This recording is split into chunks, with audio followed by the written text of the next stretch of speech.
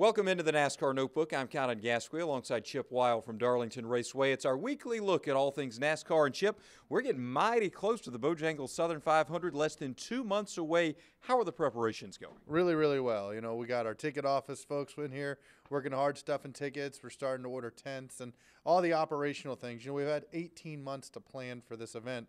We're ready for race cars to be here. We're ready for our great race fans to be here to put on one heck of a show Labor Day weekend.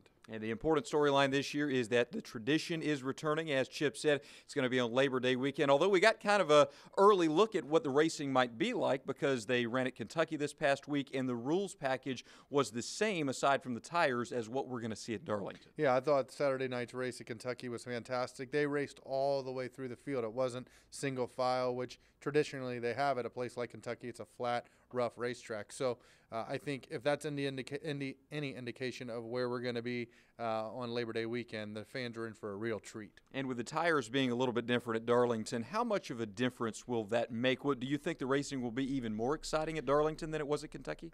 I think the difference is tires are going to fall off, obviously more being softer, so that you're going to see more passing. I think last year they had 1,200 passes for the lead or green flag passes at Kentucky. This year they had almost 3,000.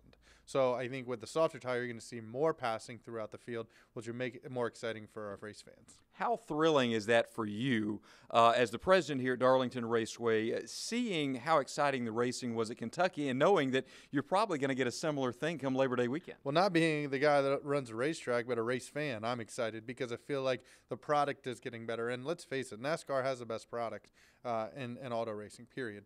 They have more side-by-side racing, more passes for the lead than any other form of motorsports.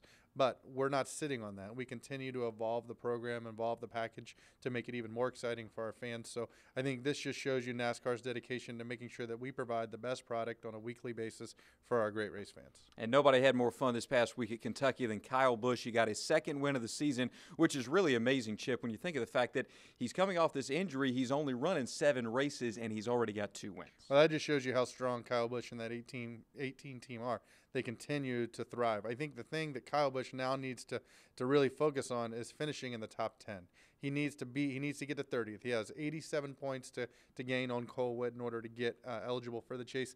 That's where he needs to focus his efforts. Not trying to get any more wins. He'll get into the chase. We all know that.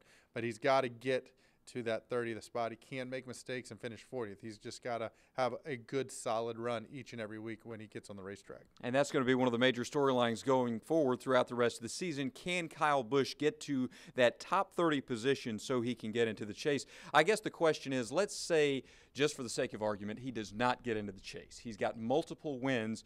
He'll be one of only a handful of guys that has that. Do you think there's going to be a lot of NASCAR fans that maybe complain and say that the rule needs to be changed so a guy with multiple wins automatically gets in? Well, the rule says that you got to be in the top 30 in points, and they made an exception for Kyle this year because of his injury in Daytona. So I think the rule is very specific, and they've given him the ability to make the chase. He's got a lot of ground to make up, but the way they're running right now, I don't envision him having much of a problem. Certainly is running very well right now. 2 wins in only a handful of races. He is one of the hottest drivers in NASCAR, and he'll try to keep it going as we go to New Hampshire this weekend.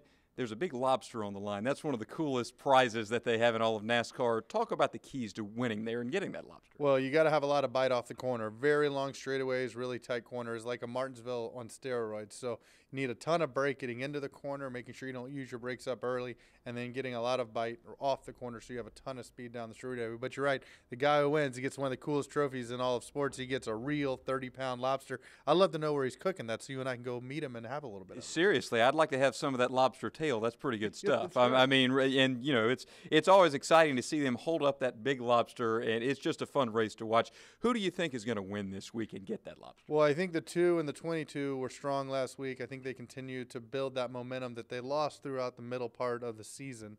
The 48's always been really good, but I'm going to go out on a limb a little bit and go with the 88. I feel like they had a tough weekend last week in Kentucky, but that team continues to make some strides, and we'll see how they do this weekend. So I'm going with the Dale Jr., bud. There you go. Dale Jr. to get his 3rd win of the season. That's Chip's pick, but also watch out for those Penske cars. They've been looking pretty good as well. That's the NASCAR Notebook. Thanks for watching.